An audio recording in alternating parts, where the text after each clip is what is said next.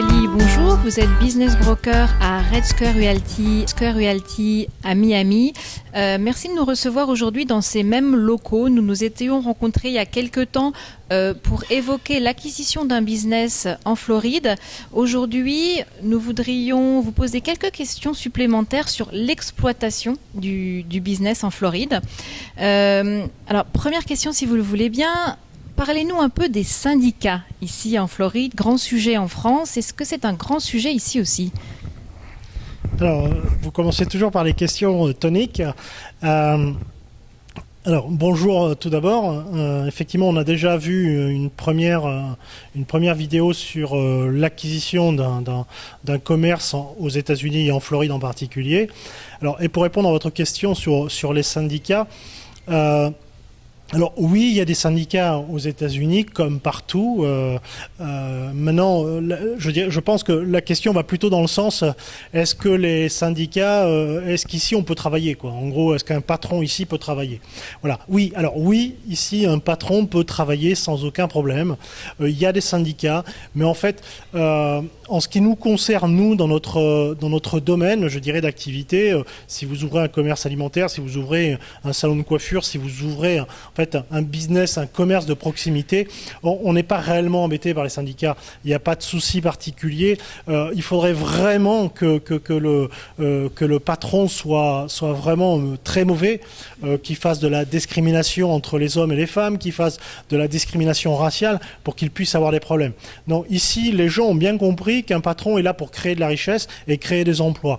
Donc ils ne sont pas là pour leur mettre des bâtons dans les roues. Donc on n'a pas ce problème qu'il peut y avoir en France où un syndicat s'oppose à un développement, il s'oppose à quelque chose de nouveau, tout simplement parce qu'ils sont syndicats et qu'il faut dire non. Voilà. Ici, non. C'est tout le contraire. Ici, tout le monde va dans le même sens. On est là pour travailler. C'est profitable pour les employés, c'est profitable pour les patrons, c'est profitable pour tout le monde. Merci. Et en ce qui concerne donc le travail, est-ce qu'il y a comme en France un contrat de travail en CDI pour les salariés américains ? Alors, oui et non. C'est-à-dire que il y a deux types de contrats aux États-Unis. Enfin, il y en a plusieurs, mais on va dire il y a essentiellement deux types de contrats. Il y a le contrat écrit, le contrat oral. Voilà. Si vous faites un contrat écrit, c'est ni plus ni moins qu'un CDI. Voilà. Si vous faites un contrat oral, c'est ni plus ni moins qu'un CDI également. En fait, il n'y a pas de CDD. Mais je ne sais pas si on en parlera un peu plus tard sur les raisons de licenciement. En fait, on n'a pas ce problème. Il n'y a pas besoin d'avoir un CDD, c'est-à-dire embaucher quelqu'un pour une petite période ou pour une période déterminée, parce que tout simplement, une fois qu'il est embauché, on peut le licencier à n'importe quel moment. Sauf pour des raisons de discrimination, mais on peut le licencier à n'importe quel moment. Donc le CDD est complètement inutile. En revanche, on a besoin de salariés, donc en fait, on les embauche tant qu'on a besoin d'eux, voilà, et tant qu'ils sont efficaces. Donc vous avez commencé à répondre un peu donc, à la question suivante, mais comment donc du coup se passe l'embauche et le licenciement des salariés si les règles ne sont pas bien définies par un contrat au départ ? Alors l'embauche se fait de façon tout simple, en gros, il y a un salarié qui vient vous rencontrer, qui dit « Est-ce que vous embauchez ?» Vous dites « Oui ». Il revient demain en période d'essai. Il revient demain. Vous le prenez en période d'essai, ce que vous voulez. Hein, ça varie entre... Moi, personnellement, on ne fait pas de période d'essai. Ça ne sert pas à grand-chose. Parce que de toute façon, s'il n'est pas efficace, je peux le licencier. Donc là, la période d'essai n'a aucun intérêt quasiment. Donc, je parle toujours pour les commerces de proximité. C'est un petit peu différent pour les multinationales et les très grandes entreprises. Voilà. Donc... c'est-à-dire que vous l'embauchez, ensuite il y a une déclaration entre guillemets fiscale à faire, donc c'est quelque chose qui se fait automatiquement. Il y a des sociétés aux États-Unis qui gèrent ce genre de choses. En gros, c'est ce que fait le comptable en France, ici est fait directement par un tiers, une société qui vous aide. Donc c'est un abonnement tous les mois, et vous leur dites voilà, j'ai embauché telle personne, ça prend à peu près 20 secondes, et ils font toutes les déclarations à votre place. Ensuite, vous dites j'ai licencié telle personne, ça prend 10 secondes et ils font toutes les déclarations à votre place. Voilà. Et le coût est vraiment minime. Moi, par exemple, j'ai 18 salariés. Sur 18 salariés, ça me coûte $60, ça me coûte $100 par mois. Voilà, pour faire tout ce qui est salaire, embauche et licenciement. Donc, vous voyez, c'est complètement ridicule. Pour être un peu plus précis sur le licenciement, comment ça se passe? Alors, vous êtes insatisfait d'un salarié, vous le convoquez et vous lui dites, écoutez, ça ne convient pas et il s'en va, enfin? Alors, en fait, je dirais, la façon idéale de licencier une personne, c'est d'abord de lui donner un avertissement. Un avertissement oral, un deuxième avertissement écrit, et ensuite de le licencier. Ça, c'est la façon, je dirais, parfaite pour licencier une personne. Parce qu'il y a le respect de l'individu. On ne licencie pas sur un coup de tête. Voilà. Donc ça, c'est la façon dont il faut faire. Maintenant, si un salarié, si vous estimez que vous n'avez plus besoin des services du salarié parce qu'il a fait une grosse faute, parce qu'il a été, je ne sais pas, il arrive en retard, ou il ne vient plus travailler, à ce moment-là, vous pouvez le licencier, je dirais, en 10 secondes. Vous le voyez et vous lui dites, voilà, je suis désolé, mais je ne vais pas te garder. Donc à ce moment-là, il s'en va. Il reprend ses affaires, il s'en va. Et c'est ce qu'on voit dans les films américains. Vous voyez les gens avec leurs petits cartons et leurs petites affaires. Voilà, c'est exactement ça. Donc, et ça se fait comme dans les films américains, ça se fait en l'espace de 3 minutes. Voilà. Donc ça, ça peut se faire. La seule chose, je déconseille toujours de le faire. Alors encore une fois, je ne suis pas comptable, je suis business broker, je vends des commerces, j'assiste pour l'achat et la vente de commerce et également du résidentiel. Mais voilà, c'est votre comptable qui pourra vous aider. Je ne sais plus ce que je voulais dire. Le licenciement voilà. en un Et clin d'œil. voilà, ça se fait très très rapidement. Et ça me reviendra. Voilà. Et vous disiez donc justement, donc si le salarié a fait une faute, il peut être licencié de façon assez simple. Mais est-ce qu'on peut aussi moduler les effectifs de l'entreprise en fonction de la saisonnalité des revenus, ce qui correspond un peu en fait au licenciement économique en France, sauf que là, ce serait beaucoup plus rapide. Alors oui, en fait, moi je trouve que le système américain est génial par rapport à la France. Je ne connais pas le Canada, le système canadien et le système belge, mais le système américain est génial. C'est-à-dire qu'il y a une souplesse extraordinaire. C'est-à-dire que si vous avez un business qui saisonnier, à ce moment-là, pendant la haute saison, vous pouvez embaucher, pendant la basse saison, vous pouvez licencier.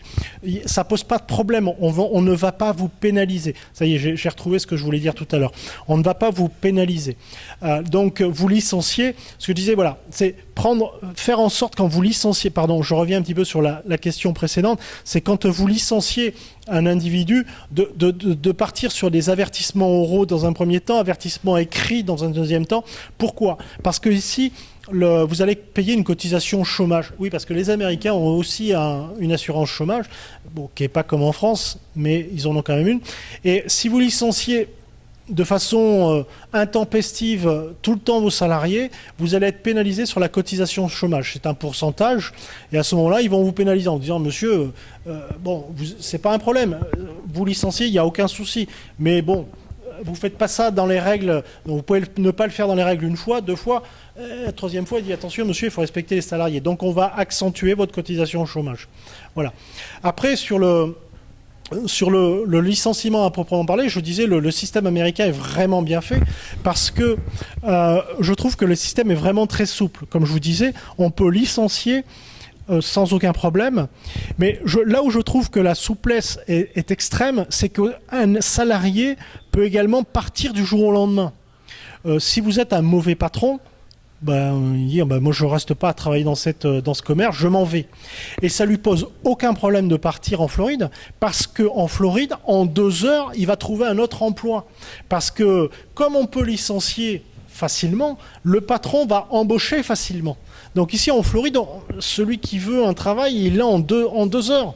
Ça pose aucun problème. Donc c'est là où en fait le système est assez bien fait, parce qu'il protège les salariés, mais également il protège le patron. Donc si vous êtes un mauvais patron, le salarié s'en va, je peux vous le garantir, et si vous êtes un mauvais salarié, le patron vous licencie. Donc en fait, on arrive à avoir un juste milieu avec ce système. Voilà. J'espère que j'ai répondu à votre question. Oui, vous avez même commencé en fait à répondre à la question suivante, parce que si embaucher, licencier ne sont de façon évidente pas des choses compliquées en fait à gérer par le chef d'entreprise, quelles sont les principales difficultés en fait qui vont être liées à la gestion du personnel en Floride? Ben, le personnel en fait en Floride est un petit peu comme partout pareil. Vous allez avoir des gens qui seront malades, qui n'auront pas envie de venir travailler parce qu'il pleut, parce qu'ils ont eu un problème la nuit précédente. Voilà. Donc ça arrive comme partout. C'est un réel problème pour les chefs d'entreprise, parce que le matin, mais ça, je sais, j'ai discuté avec un patron français qui souhaitait s'installer, et il me disait, mais il a exactement le même problème. Il faisait des livraisons de pain, par exemple à Paris, et il me disait, le matin, quand j'arrivais, je ne savais même pas combien j'allais avoir de chauffeurs. Mais en Floride, c'est pareil. Voilà. Donc on a ces mêmes problèmes-là. La seule chose que l'on peut faire, c'est effectivement ici, c'est peut-être, comme le coût de la main-d'œuvre est quand même beaucoup moins cher qu'en France, c'est d'avoir un léger sureffectif qui permet de compenser les absences non prévues. Alors, donc on a parlé de la souplesse, donc de la masse salariale. On va parler un peu du coût de cette masse salariale. Quel est le salaire minimum aux États-Unis et plus particulièrement en Floride? Alors, encore une fois, je pense qu'il faut. Je suis pas comptable, je suis pas juriste sur les problèmes liés à la gestion du personnel. Alors, en fait, aux États-Unis, vous avez ce qu'on appelle des salaires horaires. Vous avez un salaire horaire fédéral. Alors, je ne me rappelle plus exactement, qui doit être de l'ordre de $8 de l'heure. Et vous avez après, dans chaque État, des horaires minimales pour chaque individu. Donc c'est fonction de l'emploi de l'individu, c'est fonction de beaucoup de critères. À ce moment-là, je crois qu'il est bon de consulter quelqu'un qui connaît mieux le sujet que moi, je dirais un comptable en l'occurrence. Je sais que par exemple pour le salaire horaire en Floride, c'est de l'ordre de $8,70, quelque chose comme ça, de mémoire. Ça augmente légèrement tous les ans. Voilà. Alors, en résumé, ce que je peux dire, c'est qu'ici, si vous vous contentez de donner que le minimum, vous allez faire des salariés mécontents qui vont avoir tendance à partir. Donc là, on parle d'un salaire minimum, mais ça correspond vraiment à l'individu qui n'a pas de qualification. Dès que vous avez des qualifications, les salaires, il n'y a plus de minimum. Vous ne pouvez pas payer quelqu'un de qualifié $8 de l'heure. Je peux vous garantir que non seulement, c'est pas qu'il ne va pas partir, c'est qu'il ne va même pas ne pas venir. Donc voilà. Après, il n'y a pas de limite. C'est plus vous avez un bon salarié, c'est comme partout ailleurs. Plus il est bon, plus vous souhaitez le garder, plus vous allez le payer. Est-ce qu'il y a comme en France donc des congés payés, ce qui sont payés lorsque par exemple ils ne viennent pas travailler parce qu'ils sont malades ou... Alors, oui et non. C'est-à-dire qu'à ce moment-là, ça se fait dans le contrat initial de contrat d'embauche, si vous en avez écrit un ou pas. Il n'y a pas de règle en la matière, c'est à la diligence du chef d'entreprise. En règle générale, je dis bien en règle générale, quelqu'un qui ne vient pas travailler n'est pas payé. Voilà, c'est le principe. Donc, c'est pas comme en France où quelqu'un qui ne va pas travailler parce qu'il pleut est quand même payé. Vous ne pouvez même pas le virer, vous pouvez rien faire. Non, ici, c'est complètement le contraire. Vous n'avez pas travaillé, vous n'êtes pas payé. Et en plus, vous risquez d'être viré. Donc, voilà. Donc, c'est vraiment très souple à ce niveau-là. Après, en ce qui concerne les congés payés, il n'y a pas de règle. Si vous en avez promis par contrat lors de l'embauche, il faut vous y tenir. Si vous n'en avez pas promis, c'est pas un problème particulier. Après, chaque patron balaye devant sa porte, voit s'il veut fidéliser ses salariés ou pas. Certains font, au bout de 3 ans dans l'entreprise, je vous donne 1 semaine de congé payé. Voilà. Donc les bons salariés ont tendance à rester pour acquérir des privilèges. Et un salarié mécontent qui se verrait licencié, donc vous avez dit ça se fait de façon assez simple et rapide, est-ce qu'il a un recours à des prud'hommes à la suite de ce licenciement ? Alors oui, il y a un système de prud'homme en fait ici aux États-Unis. Alors, on va pas en parler là parce que je ne suis pas avocat. C'est à la fois simple et compliqué. Ce qu'il faut pas faire, parce que là vous êtes sûr de perdre à chaque fois. Ce qu'il ne faut pas faire, c'est de licencier des gens pour des problèmes d'ethnie, pour des problèmes raciaux, pour de la discrimination homme-femme. Voilà, ça vous n'avez strictement pas le droit de le faire. Si vous le faites, non seulement vous risquez une grosse amende, mais vous risquez vraiment d'avoir des ennuis. Donc ça, il faut surtout pas s'amuser avec ça. Après, si vous licenciez quelqu'un parce qu'il n'est pas compétent, je dirais, il n'y a pas de problème de système de prud'homme. Il n'est pas compétent, il n'est pas compétent. Voilà, il a pas, voilà. Ça, on va dire 99,9 fois sur 10, si vous y mettez les formes, si vous avez donné des avertissements oraux et ainsi de suite écrits, il n'y a aucun problème. Vous n'avez aucune chance d'avoir des problèmes. Beaucoup de souplesse, donc vous confirmez ça. Un autre sujet, on parle beaucoup d'immigration clandestine aux États-Unis. Est-ce que d'abord c'est une réalité et quels sont les risques à embaucher un sans-papier ? Alors, je ne sais pas si je ne suis pas à même de vous parler de l'immigration clandestine. Je ne sais pas exactement ce qu'il en est. Je sais que là, en ce moment, au moment où on tourne cette interview, on est en pleine période électorale et Donald Trump fait beaucoup de bruit autour de l'immigration mexicaine. Bon, après en Floride, oui, il y a une immigration. Est-ce qu'elle est clandestine ? Je ne sais pas, parce que je dirais les gens que vous verrez dans la rue ne s'affichent pas en disant je n'ai pas de papier, donc on peut pas vraiment le savoir. Alors maintenant, il est vrai qu'il y a un bruit qui court, qui est comme quoi il y a beaucoup de clandestins aux États-Unis et en Floride en particulier. Après, je suis incapable de savoir si c'est vrai ou pas. En ce qui concerne l'embauche de sans-papier, ça je dirais, c'est comme en France. Si vous embauchez quelqu'un qui n'a pas de papier ou quelqu'un que vous ne voulez pas déclarer, la sanction est simple, c'est que vous pouvez fermer votre business. Donc je dirais, décemment, vous ne pouvez pas embaucher quelqu'un qui n'a pas de papier ou qui n'est pas autorisé à travailler. C'est pas possible. Vous prenez trop de risques pour ça. C'est vraiment jouer avec le feu. Et en plus, comme on est bien souvent, les gens qui viennent sont titulaires d'un visa, ce qui peut se passer, c'est qu'on peut vous supprimer le visa du jour au lendemain pour avoir embauché un clandestin. Donc je suis pas sûr que le jeu en vale vraiment la chandelle. Est-ce qu'il y a des contrôles ? Vous avez vraiment des gens qui s'occupent de l'immigration et qui viennent dans les business et qui contrôlent les employés ? Alors, oui et non. Encore une fois, oui, il y a des contrôles, et bien souvent, c'est sur dénonciation. Donc, si vous avez un ami qui vous veut du bien, il va vous dénoncer au service des migrations, et vous êtes sûr d'avoir un contrôle. Voilà, 9 fois sur 10, tous les contrôles se font sur dénonciation.